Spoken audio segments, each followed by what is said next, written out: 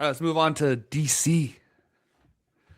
So you could catch JD and Andy live on YouTube and TikTok as well. The day the trailer came out, they talked about this. Um, I know. I think I'm the highest on this trailer out of the three of us. Is that right? Yeah. It sounds like it, yeah. I don't know. I kind of like the vibes. I do get the Guardians of the Galaxy style of the trailer. I do see the problems that could cause, but I just kind of like the lower stakes, kind of fun vibes it had. So that was my thoughts from the first trailer. But Dave, we haven't heard. Have we heard your thoughts on the Supergirl trailer yet? No, I mean I texted into the live chat that Andy and JD were doing when they did the live reaction to it. But I had the same feeling as them. It didn't do much for me. The biggest part to me was Lobo, but we only saw him for 0.3 seconds. I would have liked to maybe get 3 seconds of him and reveal Jason Momoa. But I get us a teaser. But yeah, it felt like a Guardians of the Galaxy spin-off trailer. Like a different character, but very same universe. Weapons look the same. Space pirates looking the same. And maybe that's just a case of the fact that they have very similar plots and they're both space journeys and all this stuff. And it's a space epic sci-fi kind of travel across different cultures or whatever. So maybe you have similar stuff. And I know he's not directing this. I don't even think he's writing this. I think he's just a producer on this one. But it did just come off as kind of a Guardian spinoff for me. But I'm not condemning it, but it didn't do anything for me. Yeah, I expected something different, hearing how close it was going to be to the comic, even sharing the comic's title. Because in the comic, it's very much like Guardians, only in the way where you feel like you're in deep, deep space, like just so far deep in space.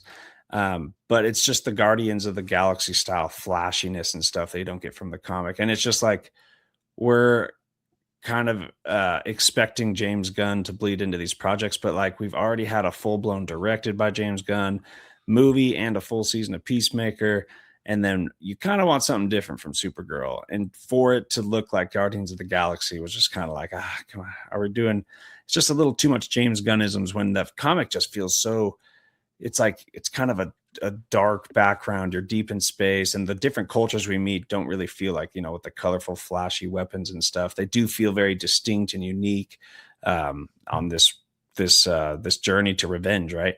So it didn't capture the vibe of the comic. That's picky as the comic reader, but seeing it so much like Guardians of the Galaxy was a little disheartening. Made me worry a little bit. Even her character was so much like Star-Lord. But with all that said, I'm still really stoked about this movie. I still think the movie's gonna be really good. And if it feels like Guardians the whole time, that's fine. I'll still be excited for that story. It's a solid story. But yeah, not my favorite trailer. And I do agree. I think you missed out by not showing us a full-blown Lobo, like facing off against Supergirl. Don't even have to exchange dialogue. Just like that's a money shot that you throw into your teaser that doesn't show us why or how he's there or anything about the plot. It's just Lobo and Supergirl. So, and Jason Momoa as Lobo is like one of your big selling factors here. Right. I did like the flashbacks of Krypton that they showed real fast. That could be a cool part of the movie. Yeah, and I liked her line, how Clark sees the good in everyone. I see reality, or something like that. Mm-hmm. Pretty solid line. No, it has the potential to be a good movie. Like I said, it could be better than Superman. Yeah, I'm thinking it might be.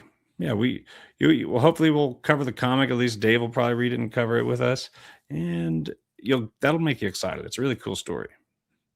Nice. Yeah, weirdly the trailer did nothing for me, but I still agree that it could definitely surpass Superman. But I didn't love Superman, so that's probably why.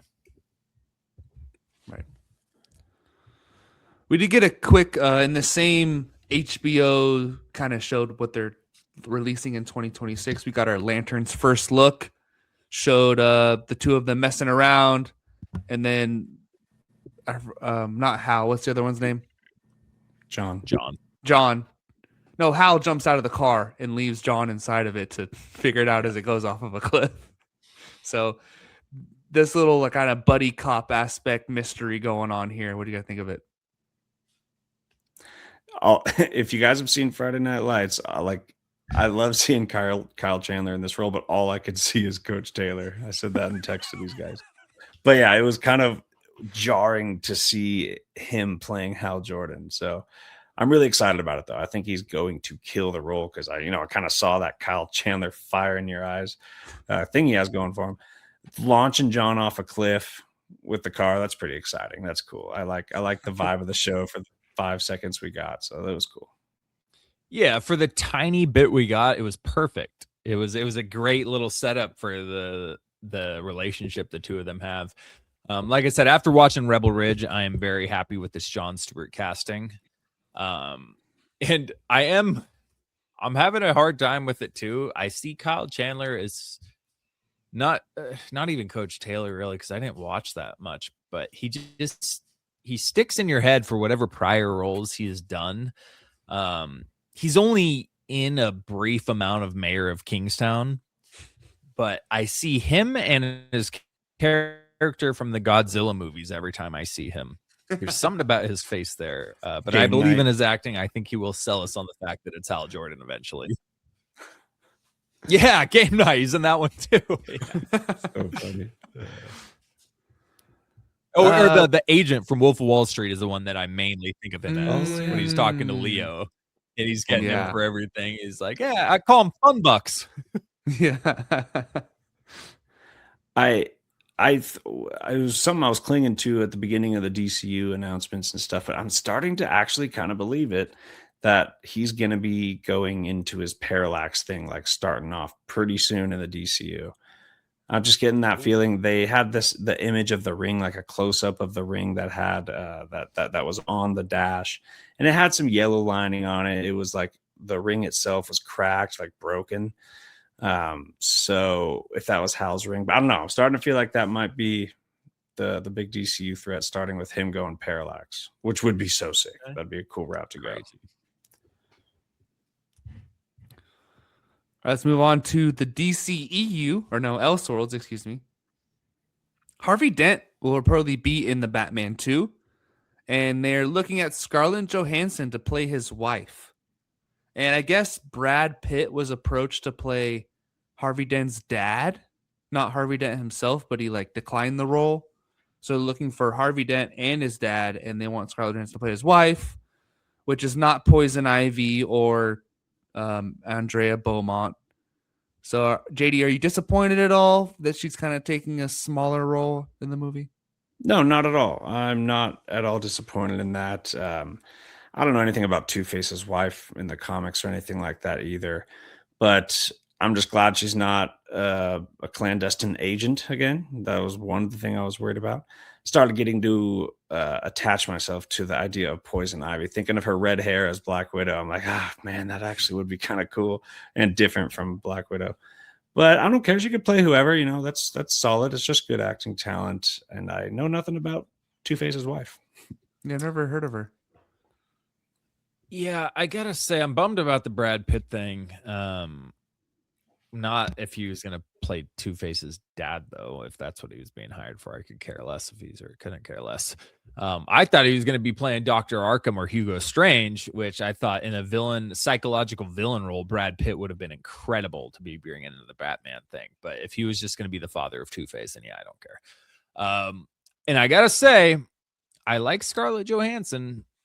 But unfortunately for me, I just watched Jurassic World Rebirth or whatever the most recent one is. And I have, oh my God, I didn't know she was becoming a mail woman for her future career because good Lord, it was the most stale mailed in performance I've ever seen Scarlett Johansson have for me. So I watched that and was like, all right, I guess she can just be awful in movies if she doesn't really care enough. So I hope she tries in this one if she's going to be in it.